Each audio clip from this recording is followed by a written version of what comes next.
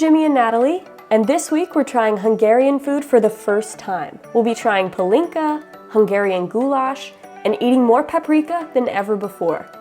And don't think we forgot about the legendary nightlife here. Budapest is perfect whether you prefer to relax and take in the city lights, or if late night partying is more your style. We've made it to Budapest, Hungary. Budapest is the capital of Hungary, and this is the 4th country that we're visiting on this trip. We weren't exactly sure where to start because there's so much to see and do here, but we figured we'd go with what might admittedly be a little bit of an obvious choice by checking out Buda Castle.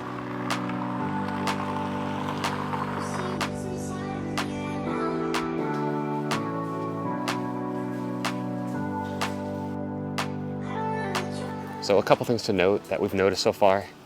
Number one, this place is massive. It's a giant collection of buildings around the central palace area to form the Buda Castle Palace district. So it's a whole district. Yeah. Luckily, they've got signs and maps up everywhere, so it's not too bad, but I think you probably could get lost and you probably wouldn't have to try too hard.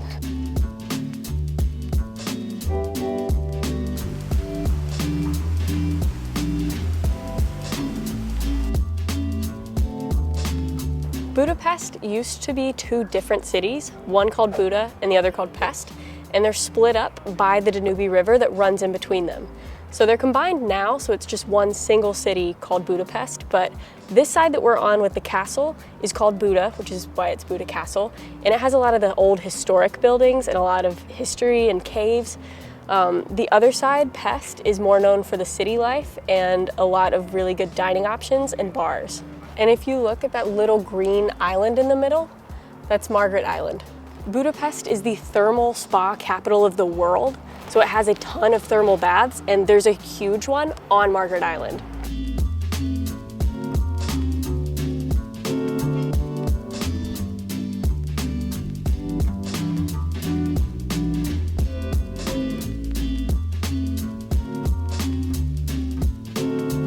Unfortunately, we're not here at the best time. The Budapest Wine Festival was held here and ended yesterday, so they're still taking everything down from that event. There's also a lot of reconstruction going on, so almost all of the buildings have scaffolding around them. So I think we're a little unlucky. And to top it off, it's a Monday. Which means like a lot of the museums are closed. Yeah, so not a great start, admittedly, but we're enjoying the garden grounds. It is very pretty and really well kept. This is probably the best place to get a good overlook of the Danube River and Budapest. Yeah. So we'll probably walk around a little bit more and enjoy it. But we do have a reservation tonight that I'm super excited for, and what we have planned should give us an even better view of the Danube River.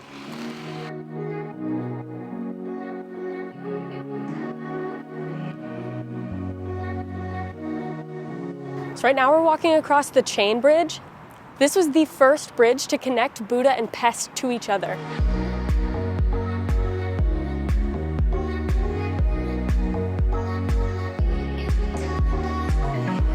All right, I think that's our boat.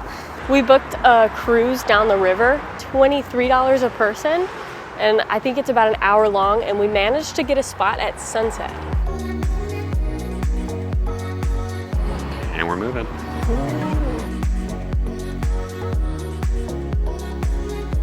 I don't think the audio tour has started yet. Oh, mine started. Oh, really? Yeah. Uh-oh. So the 2 things to note on the cruise that we booked was, 1, it comes with an audio tour in a huge array of different languages. 30 languages. And number 2 is that they give you 1 free drink on it, so pretty fancy. We found some window seats on the boat, and after a hot summer day walking around the city, cruising down the Danube and feeling the cool breeze off the river was just what we needed. We gave the audio tour an honest chance, but truly nothing could have competed with the views along the bank, especially once the sun went down and all the city lights started to turn on.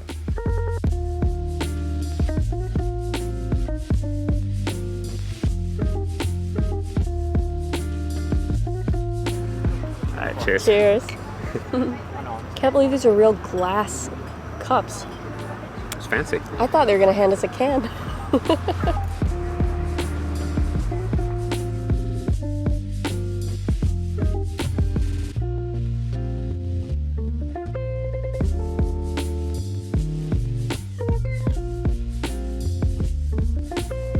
Jimmy wanted to do a nighttime scooter tour, and I suggested this instead. I think the scooter tour could still be fun though.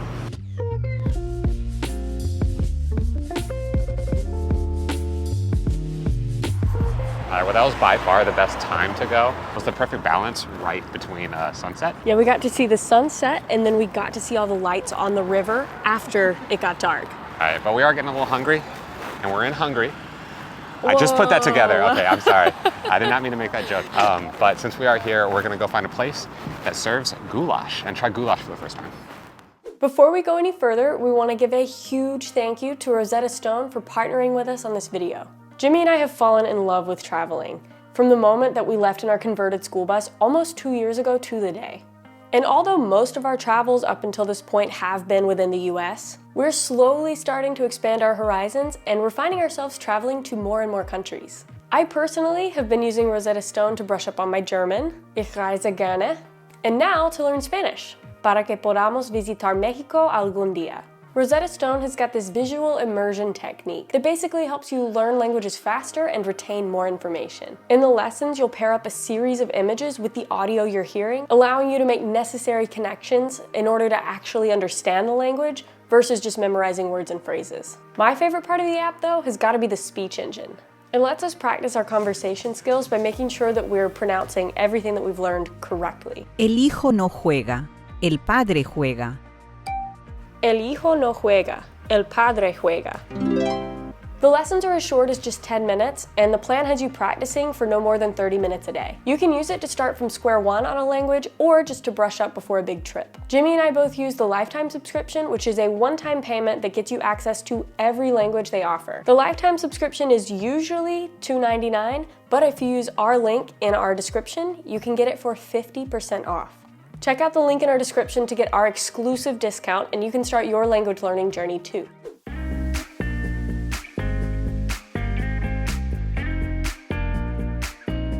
So that building across the street is the Center Market Hall.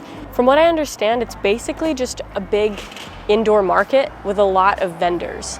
It's kind of a big deal here. We've heard that it's a little bit touristy, but we're thinking about maybe checking it out tomorrow. Thank you. Thank you. All right, we had to try this while we were in Hungary. This is Palinka.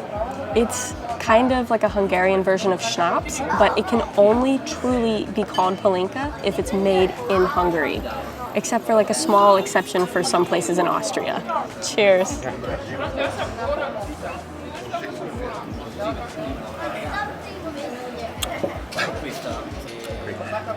It's kind of strong, but it's fruity. It's good.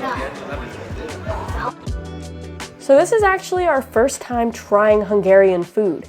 I ordered goulash, which is beef stew with vegetables. That's too hot. And Jimmy ordered chicken paprikash, which is bone-in chicken seasoned with paprika and served with sour cream and noodles. It's really good, right? That's so good. Both meals were delicious, and we made sure to switch partway through dinner so we could each try them.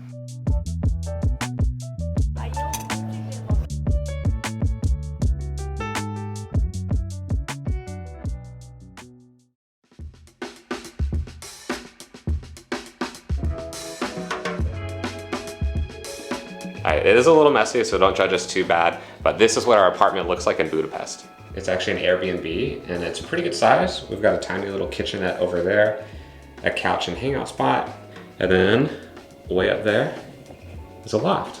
There's not much on the loft, but there's a full-size bed, which is actually pretty comfortable. And over here, if you're like really determined, this could be a desk. We found that Airbnbs are pretty hit or miss when it comes to price as well. Some of them can get really expensive, but if you shop around, you can find cheaper ones, which is kind of what this one is. It was more around the $50 a night US mark. Isn't that right? Yeah, it's like 50 US, and it's a really good location. Yeah, and two things that we have grown accustomed to searching for when we're looking for booking is number one, we need to make sure it has an AC unit. But that's basically just because we're here during like the hot part of the year. There's been some heat waves. And then number two, a private bathroom.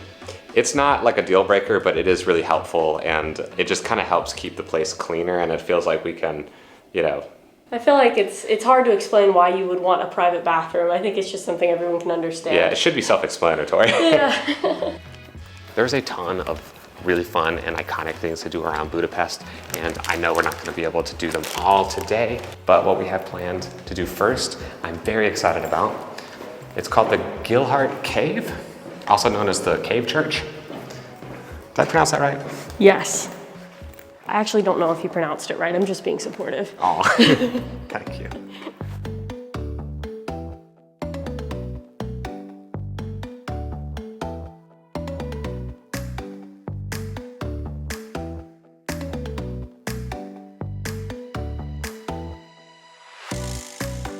I think we kind of got a glimpse of it yesterday, but there it is in the shadows right there.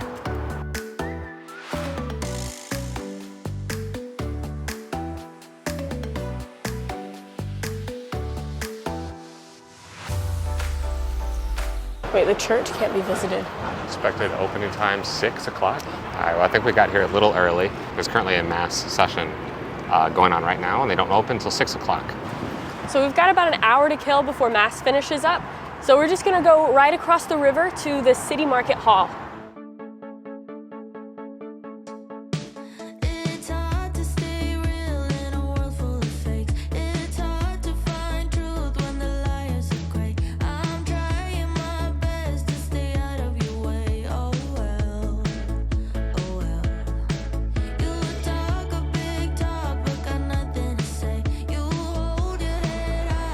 Jimmy and I admittedly have not been to very many markets at all in our lifetime, but from what I can tell, they seem to sell a lot of souvenirs, some clothing, purses, a lot of vegetables and Hungarian street food. But the one thing that really stands out about this market is how many paprika vendors there are.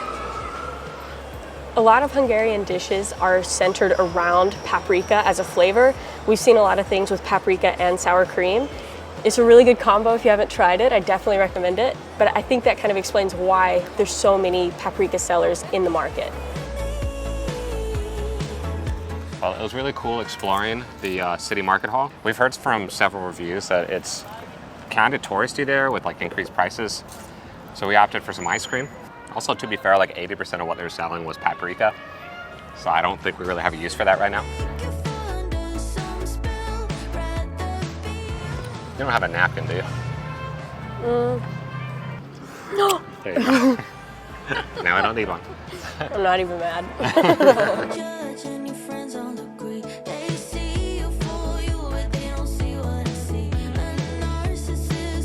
So we made it back to the entrance to the cave church, and they're closing. Even though Google says we still have like an hour and a half left, they're closing in the next 10 minutes.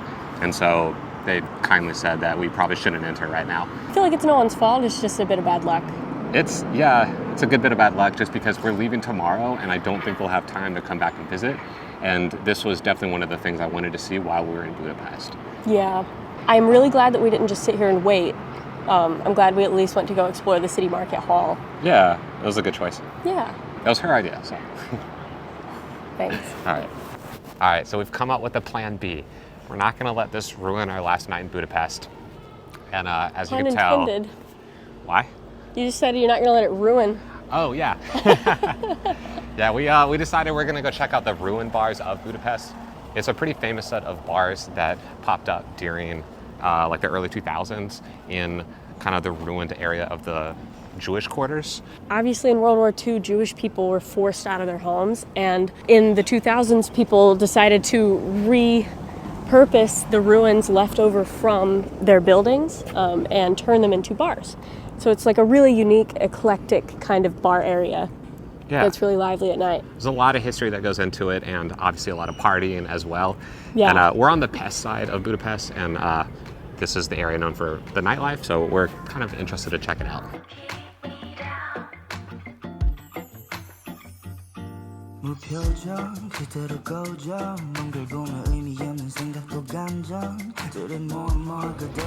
really cool. Wow, it just keeps going and going. It's a little dark, but it'll do. Do you think we'll be able to find our way out of here? I don't know, it's like a maze getting in here. Yeah. All right, cheers. Cheers. So once you walk in here, there's 10 different bars. That's the number I heard, but it honestly looks like there's more than that. It's interesting because once you walk in the building, you're not necessarily inside the whole time you're here. It opens back up and it's almost like a courtyard, but I don't think it's intentionally built that way. I think that's just the nature of being a bar in ruins.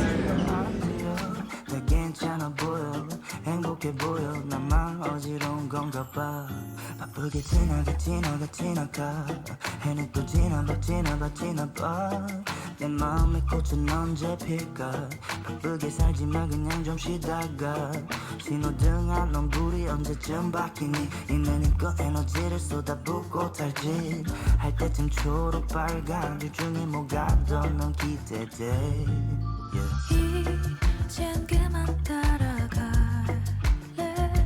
거울 속에 나를 바라봐 줄래 I think we're gonna call it here for the video and just focus on enjoying our last night in Budapest.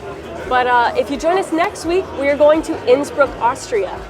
Thanks so much for watching this week. I know it did not go as planned. I think that's just kind of how travel works out sometimes. This video might be a little bit smaller than normal. Thanks so much for watching, guys, and we'll see you next time. Bye! 좀 아쉽지만 괜찮은 척 이제는 했어 찢어진 바지가 제법 잘 어울려 바다에 비친 모습도 꽤 괜찮아 괜시리 예전에 나를 떠올려 갑자기 그래도 센치해 나 근데 진짜 필요 없어 딱히 누군가 구조 갇혀있는 것보단 나물 없는 너의 그 수조